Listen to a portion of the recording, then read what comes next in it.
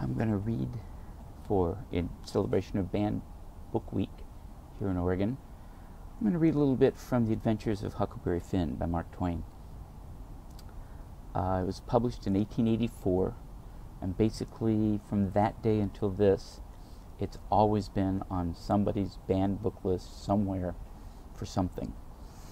Originally, because it had characters and scenes and language which were considered uncouth. So, here's the setup for the scene I'm going to read. At the end of the Adventures of Tom Sawyer, Tom and Huck are rich. They found robber's gold. And each of them has $6,000, which Judge Thatcher has invested for them, and then pays them an allowance. And Huck is living with the widow Douglas, bless her heart, and she's trying to civilize him. Eating at a table, eating with fork and knife, wearing bedclothes, sleeping in a bed, going to school, going to Sunday school, bathing. Huck's trying to be a good sport about it.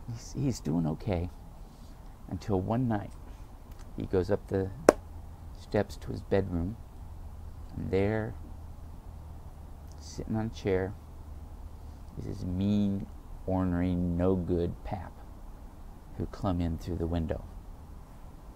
So here we go. A little bit of Chapter 5 of The Adventures of Huckleberry Finn by Mark Twain. And remember now, the thing I'm going to read you, this passage, this is one of the things that got it banned from libraries back in the day. So, brace yourself. He took up a little blue and yellow picture of some cows and a boy and says, "What's this?" "That's something they give me for learning my lessons good." And he tore it up and says, "I'll give you something better. I'll give you a cowhiding." And he sat there mumbling and growling for a minute. And then he says, "Ain't you a sweet-looking dandy? A bedclothes, looking glass, piece of carpet on the floor, and your own father got to sleep with the hogs down at the tanyard. I never seen such a son. I bet I'll take those frills out of you before I'm done with you. I ain't no end to your heirs. They say you're rich, huh? How about that? They lie, that's how. Looky here. You look how you talk to me. I'm standing about all I can stand now. So don't give me no sass. I've been in town 2 days, and I ain't heard nothing but about you being rich. I heard it all the way down the river, too. That's why I come. You get me that money tomorrow. I want it." "I ain't got no money." "It's a lie. Judge Thatcher's got it. You get it. I want it." "I ain't got no money, I tell you. You ask Judge Thatcher. He'll tell you the same." "All right, I'll ask him. I'll make him pungle, too. See if I don't." "Say, how much you got in your pocket?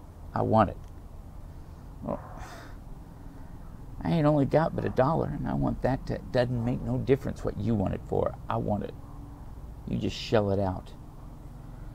So he took it, bit it to see if it was good, and then he said he was going to town to get some whiskey.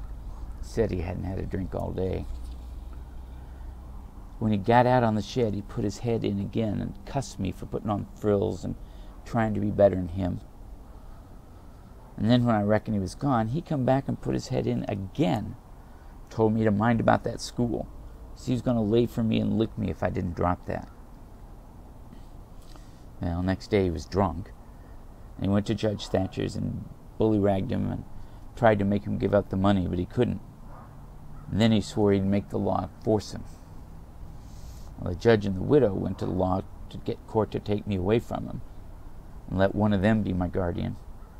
It was a new judge, and he'd just come, and he didn't know the old man, so he said the courts mustn't interfere, separate families if they could help it, and that he'd rather not take a child away from its father. So Judge Thatcher and the widow had to quit on that business, and that pleased the old man till he couldn't rest. He said he'd cowhide me till I was black and blue if I didn't raise some money for him. So I borrowed $3 from Judge Thatcher, and Pap took it and got drunk and went a-blowing around and cussing and whipping and carrying on. And he kept it up all over town with a tin pan till most midnight. Then they jailed him again and next day they had him before court and jailed him again for a week. But he said he was satisfied. He was the boss of his son, and he'd make it warm for him. Well, when he got out, the new judge said he was going to make a man out of him. So he took him to his own house and dressed him up clean and nice and had him to breakfast and dinner and supper with the family, and it was just old pie to him, so to speak. After supper, he talked to him about temperance and such. And the old man cried and said he'd been a fool and fooled away his life. But now he was going to turn over a new leaf and be a man nobody wouldn't be ashamed of. And he hoped the judge would help him and not look down on him. And the judge said he could hug him for them words. And so he cried, and his wife, she cried again. And Pap said he'd been a man that always been misunderstood before, and the judge said he believed it. And the old man said what a man wanted that was down was sympathy, and the judge said it was so, and they all cried again. And when it was bedtime, the old man rose up and held out his hand and says, "Look at it, gentlemen, ladies all. Take a hold of it, shake it. There's a hand that was the hand of a hog, but it ain't so no more. It's the hand of a man that started on a new life.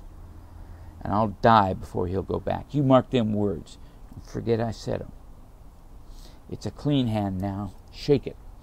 Gone. Don't be afeard." So they shook it, one after another, all around, and cried. The judge's wife, she kissed it. The old man, he signed a pledge, made his mark, and judge said that was the holiest time on record, or something like that. And then they tucked the old man in a beautiful room, which was a spare room. And in the night sometime, he got powerful thirsty. And he clumb out onto the porch roof and slid down a stanchion and traded his new coat for a jug of 40 rod. And he clumb back in again and had a good old time. Toward daylight, he crawled out again, drunk as a fiddler, and rolled off the porch and broke his left arm in 2 places and was most froze to death when somebody found him after sunup. When they come back to look at the spare room, they had to take soundings before they could navigate it. The judge, he felt kind of sore. He said he reckoned a body could reform the old man with a shotgun, maybe, but he didn't know no other way. So, The Adventures of Huckleberry Finn by Mark Twain. Read banned books.